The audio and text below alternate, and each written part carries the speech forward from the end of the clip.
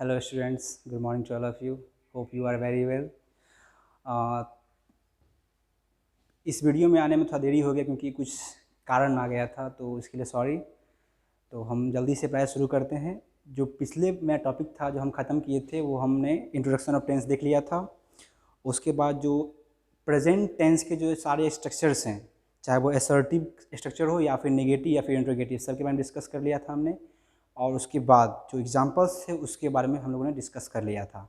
आज हमारा काम ये होगा जो हम सिंपल पास्ट टेंस जो है उसके सारे टाइप्स के हम लोग स्ट्रक्चर को देखेंगे, चाहे वो हमारा असर्टिव सेंटेंस का हो या फिर नेगेटिव या फिर इंट्रोगेटिव। तो आज हम शुरू करेंगे पास्ट टेंस को, क्योंकि हमारा प्रेजेंट टेंस जो था वो फिनिश हो चुका था। तो हम बात करेंगे पास्ट टेंस की। तो जैसा कि प्रेजेंट टेंस का जो पहला टाइप था प्रेजेंट, सिंपल प्रेजेंट या प्रेजेंट इंडेफिनिट, उसी तरह से हमारा इसका पहला टाइप था सिंपल पास्ट या फिर पास्ट इंडेफिनिट। इसी को हम लोग पास्ट इंडेफिनिट भी कहते हैं। बहुत ही सिंपल है, ध्यान से समझना है बस।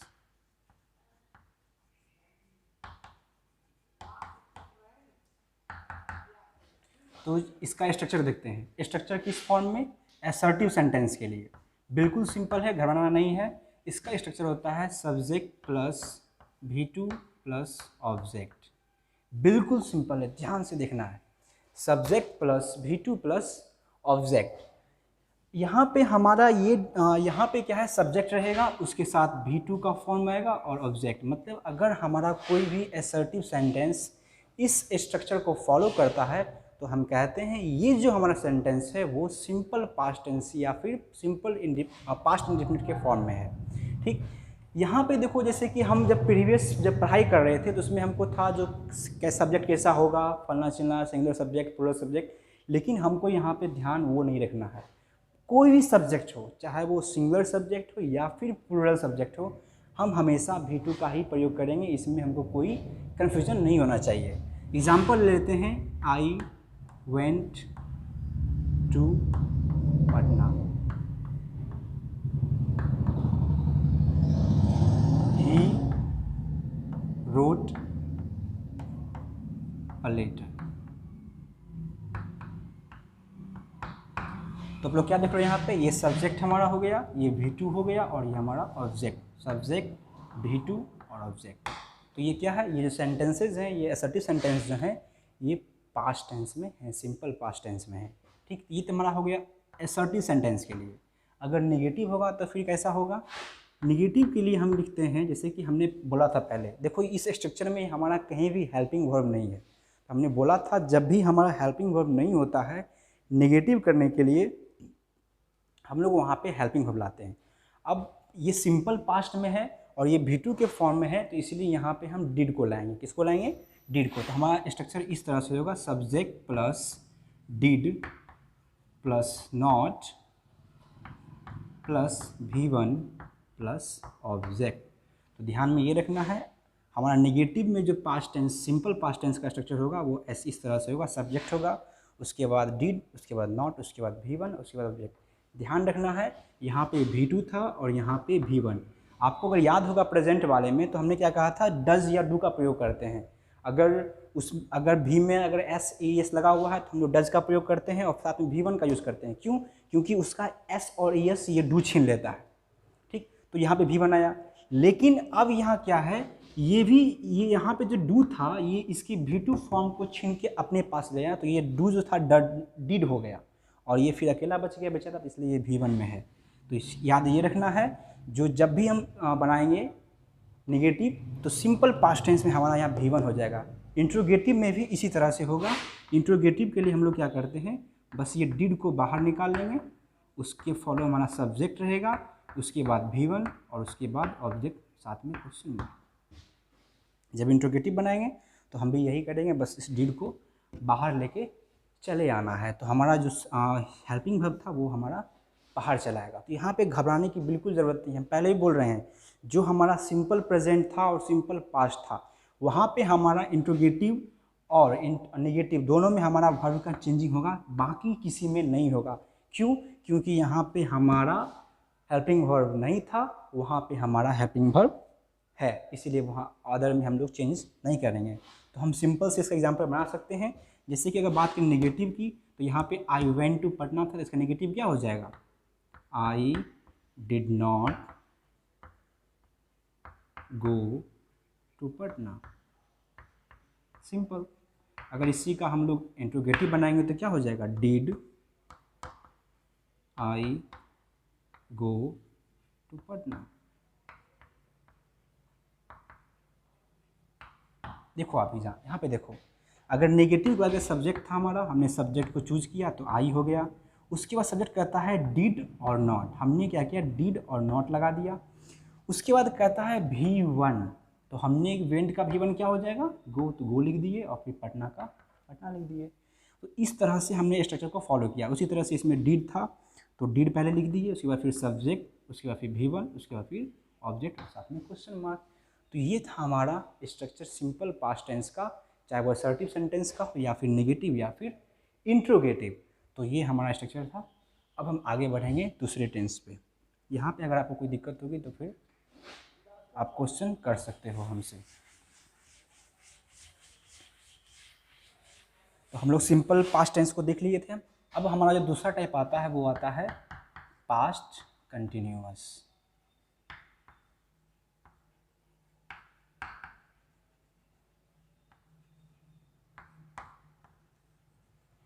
अभी मैं आपको बस ये जो स्ट्रक्चर मैं बताऊंगा, फिर मैं आपको जो ये जब ख़त्म हो जाएगा, जब हमारा पूरा टेंस का स्ट्रक्चर, तो फिर लास्ट में हम बताएंगे जो आपको सिंपल वे में कैसे आपको याद रखना है इस चीज़ के बारे में। तो अभी हम सिर्फ आपको स्ट्रक्चर को देखना है। लास्ट वीडियो हमारा आएगा, जब हम इसको ख़त्म कर लेंगे तो उसके बाद हम एक और वीडियो अपलोड करेंगे जिसमें आपको मैं बताऊँगा कि कैसे सिंपल वे में आप इस स्ट्रक्चर को याद रख सकते हो और उसमें कोई झंझट नहीं होना चाहिए। ठीक, तो पास्ट कंटिन्यूअस टेंस, जैसे कि हमने इस प्रेजेंट कंटिन्यूअस टेंस में क्या देखा था, इज एम आर। यहाँ पे क्या होता है, चेंज हो जाता है, सब चीज़ वैसे ही रहेगा। सब्जेक्ट इसका होता है subject, was, were, before plus object. बस वही चीज़ हमारा यहाँ भी है। बस ध्यान में क्या था, जब हम प्रेजेंट कंटिन्यूअस पढ़ रहे थे तो यहाँ पे इज एम आर था बस, और कुछ सब चीज़ तो सेम था, सब्जेक्ट भी था, V4 भी था और हमारा ऑब्जेक्ट भी था। एक बार फिर से बोल रहा हूँ, V4 हमारा V1 प्लस ING। ठीक, तो सब उसी तरह का हमारा स्ट्रक्चर एकदम सेम टू सेम है, बस डिफरेंस किस चीज़ का है, तो वहाँ पे इज आर एम था और यहाँ पे वाज वेयर है। ठीक, तो इसका एग्जांपल उसके बाद फिर अब हमारा कन्फ्यूजन ये होगा जो कैसा सब्जेक्ट होगा जो हम वाज लगाएंगे और कैसा सब्जेक्ट होगा जो हम वर लगाएंगे। ठीक, तो सब्जेक्ट अगर हमारा सिंगुलर सब्जेक्ट होगा, अगर आपको मालूम नहीं है सिंगुलर सब्जेक्ट, आप प्रीवियस वीडियो में जाके देखो जो क्या है सिंगुलर सब्जेक्ट। तो सिंगुलर सब्जेक्ट अगर होगा तो हम लोग वाज का प्रयोग करेंगे, और प्लूरल सब्जेक्ट होगा तो हम लोग वर का प्रयोग करेंगे।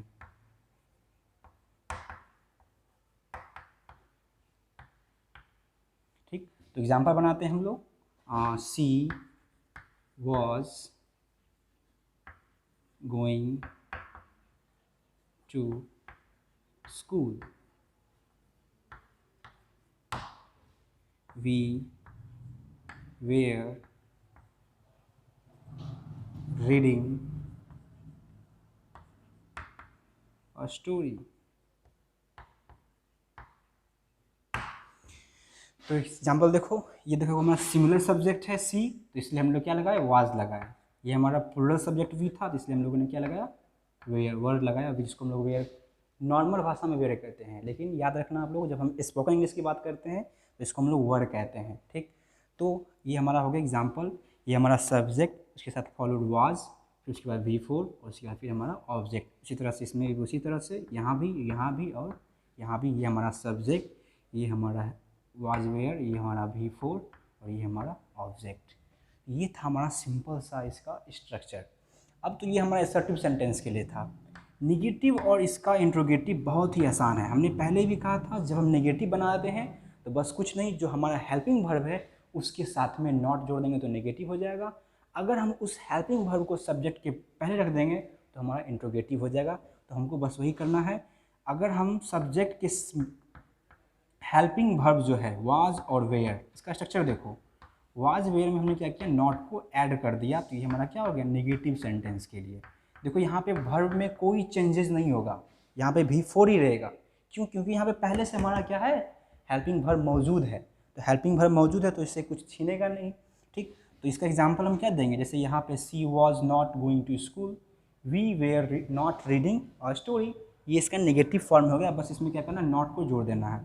अगर बात करें हम लोग इंट्रोगेटिव की, तो बस सिंपल है, वाज और वेयर को क्या करेंगे हम लोग, मतलब हमारा जो हेल्पिंग वर्ब है उसको सब्जेक्ट के पहले लिख देंगे और साथ और जैसे स्ट्रक्चर है उसको हम वैसे ही लिख देंगे। तो ये हमारा हो जाएगा इंट्रोगेटिव के लिए। बस कुछ नहीं करना है इंट्रोगेटिव बनाने के लिए। जो हमारा हेल्पिंग वर्ब है, very simple, it's very simple, बस जो हेल्पिंग वर्ब है उसको उठा करके सब्जेक्ट के पहले रख देना है। तो वाज जो है सी के पहले आ जाएगा, तो क्या जाएगा, was she going to school, और उसके बाद क्वेश्चन मार्क लगा देंगे। अगर नेगेटिव करना है तो she was not going to school. इसी में अगर नेगेटिव करना है तो we were not reading a story.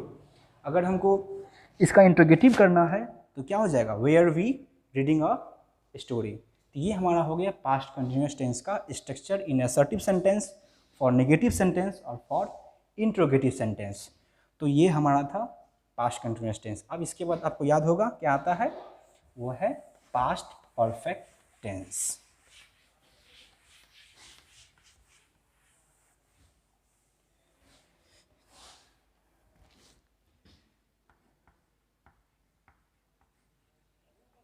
Past perfect tense ये भी सिंपल है, जैसे कि इसका स्ट्रक्चर होता है subject plus had plus V3 plus object. तो अब यहाँ भी जैसे कि हमारा आपने देखा होगा प्रेजेंट परफेक्ट में क्या था, वहाँ पे हैव, हैज़ या हैव था, यहाँ पे सिर्फ हैड आ गया। ठीक, तो अगर हमारा अगर हमारा सेंटेंस इस स्ट्रक्चर को फॉलो करेगा तो हम कहेंगे वो स्ट्रक्चर जो है पास्ट परफेक्ट टेंस में है। तो सब्जेक्ट है, तो ये हो गया। अब देखो यहाँ पे भी हमको कन्फ्यूजन नहीं होगा कि हमको क्या सिंगुलर सब्जेक्ट है या फिर प्लूरल सब्जेक्ट है। हमारा सब्जेक्ट चाहे जैसा भी हो, हम उसके साथ हैड ही लगाएंगे। किसमें, पास्ट परफेक्ट टेंस में। हमको ये नहीं देखना है जो सिंगुलर सब्जेक्ट है उससे हमको मतलब नहीं है, कोई सा भी सब्जेक्ट हो, हम पास्ट परफेक्ट टेंस के स्ट्रक्चर के लिए वहाँ पे हम हैड लगाएंगे, ये नेसेसरी है। इस एग्जांपल देखते हैं हम लोग। जैसे मान लो she had written book, I had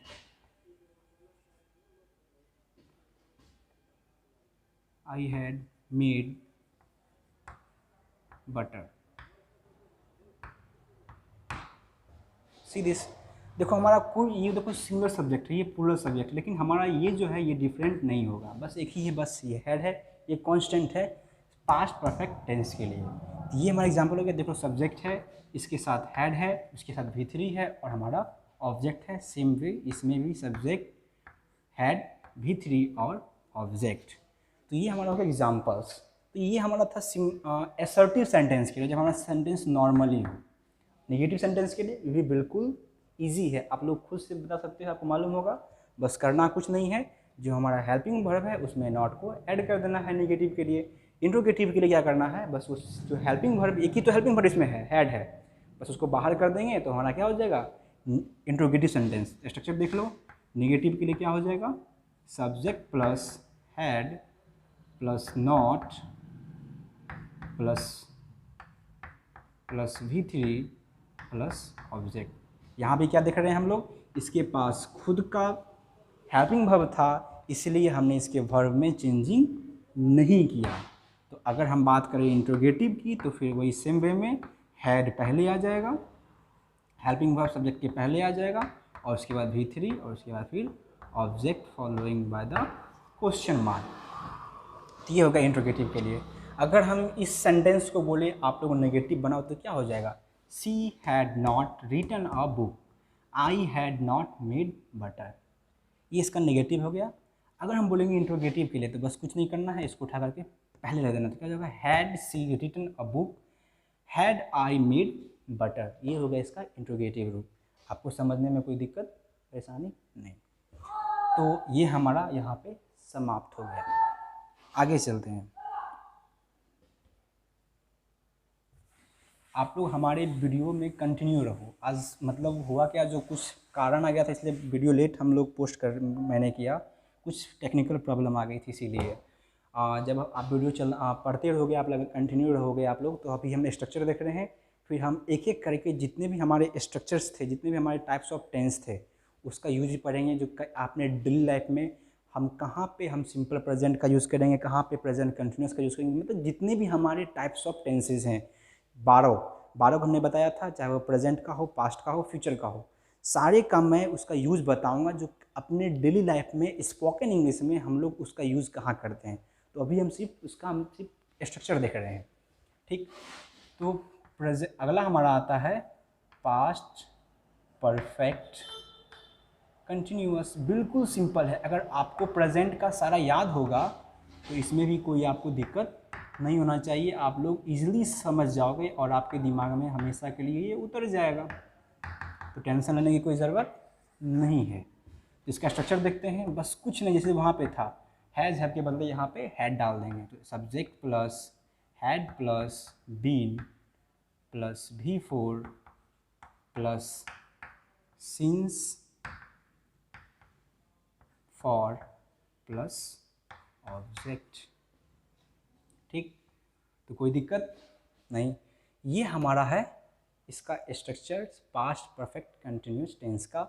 जब हमारा सब्जेक्ट के साथ हैड हो, बीन हो, V4 हो, सिंस बाय फॉर हो और ऑब्जेक्ट हो। हमने प्रीवियस वीडियो में ये भी बताया था जो सिंस और फॉर का यूज हम कैसे करते हैं।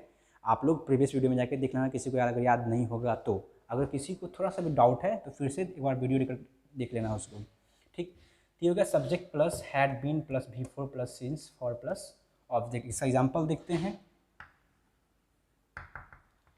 It had been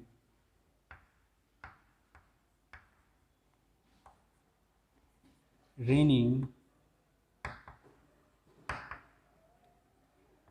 since Monday.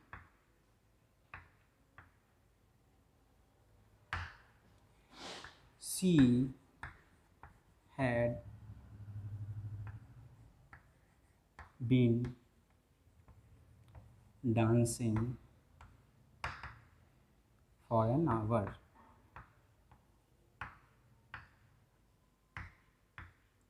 देख लो आप लोग, it had been raining since Monday. She had been dancing for an hour, ठीक।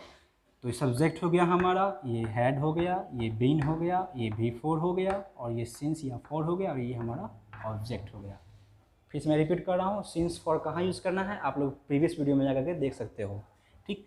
तो ये हमारा हो गया सिंपल असर्टिव सेंटेंस के लिए। अब फिर जाहिर सी बात है, मैं आज आपको कुछ वर्क आपके लिए छोड़ रहा हूँ। मैं देखता हूँ आप लोगों ने कितना समझा। अगर सोचो अगर हम इसका नेगेटिव बनाएंगे तो कैसे बनाएंगे, सिंपल है, बस वहाँ पे जो हमारा हेल्पिंग वर्ब है उसके बाद नॉट को ऐड कर देंगे। यहाँ हेल्पिंग वर्ब क्या है, हैड है, इसके बाद नॉट जोड़ देंगे तो ये नेगेटिव बन जाएगा। तो सिंपल से आप लोग खुद कर लेना, subject plus had not been plus V4 since by for plus object, ये नेगेटिव हो गया। मतलब अगर इसका नेगेटिव बनाएंगे तो क्या हो जाएगा, she had not been dancing for an hour, it had not been raining since Monday. लेकिन अगर इंट्रोगेटिव बनाएंगे तो फिर वही केस है, जो हेल्पिंग वर्ब है ध्यान में ये रखना है, इसके पास हेल्पिंग वर्ब खुद का है, तो यहाँ पे वर्ब में चेंजिंग नहीं होगा नेगेटिव या फिर इंट्रोगेटिव के स्ट्रक्चर में। हमेशा ध्यान में ये रखना है, जब भी हम नेगेटिव किसी सेंटेंस का बनाते हैं, अगर वहाँ पे हेल्पिंग वर्ब मौजूद है, अगर हेल्पिंग वर्ब वहाँ पे मौजूद है तो हम उसके वर्ब में चेंजिंग नहीं करेंगे। अगर वहाँ पे हेल्पिंग वर्ब मौजूद नहीं है, इसका मतलब अगर ऊपर से हम ला रहे हैं, अलग से ऐड कर रहे हैं, तो वहाँ पे वर्ब में चेंजिंग होगा। यहाँ पे इसके पास खुद का इसका हेल्पिंग वर्ब है, तो यहाँ पे इसके वर्ब में कोई चेंजिंग नहीं होगा, जो वर्ब जिस फॉर्म में है उसी फॉर्म में रहेगा। तो हम क्या बोले थे इंट्रोगेटिव के लिए, हम जो हमारा हेल्पिंग वर्ब है उसको पहले कर देंगे, सब्जेक्ट के पहले डाल देंगे, तो हमारा क्या हो जाएगा, इंट्रोगेटिव सेंटेंस। तो क्या इसका एग्जांपल क्या हो जाएगा, had she been dancing for an hour, had it been raining since Monday. तो हमारा जो था इंट्रोगेटिव पास्ट टेंस जो था ये हमारा पूरा कंप्लीट हो गया। आशा करता हूँ आप लोग इस वीडियो को अच्छे से देख रहे होगे, इसको एंजॉय कर रहे होगे, और आप लोग इसी तरह से, और like share, please like share तो कमेंट तो बनता है, देखो हमको पता कैसे चलेगा जब आप लोग पढ़ रहे हो, आपका भी तो रिस्पॉन्स आना चाहिए, हमको रिस्पॉन्स कैसे दिखाई देगा। आप क्वेश्चन नहीं पूछोगे, आप हमको देख करके कुछ बताओगे नहीं जो मैं कैसा वीडियो है, आप लोग को रिस्पॉन्स देना पड़ेगा। तब तो हम अगर मान लो मेरे में कोई गलती है तो हम उसको ठीक करेंगे, आपको देखना पड़ेगा। आप कंटिन्यू रहोगे तो देखो बहुत ईजी सब्जेक्ट है ये, कोई भी चीज़ भारी नहीं होता है, इस बात को दिमाग में बैठा लो और सेल्फ मोटिवेटेड हो जाओ, इसमें कुछ हार्ड नहीं है। ठीक, तो आप लोग लाइक शेयर कमेंट करते रहोगे तो इसमें आत्मविश्वास बढ़ते रहेगा, तो हम इसी तरह से और इंटरेस्टिंग बनाते रहेंगे हम इसको। ठीक, तो आज के लिए इतना ही, आप लोग एंजॉय करना।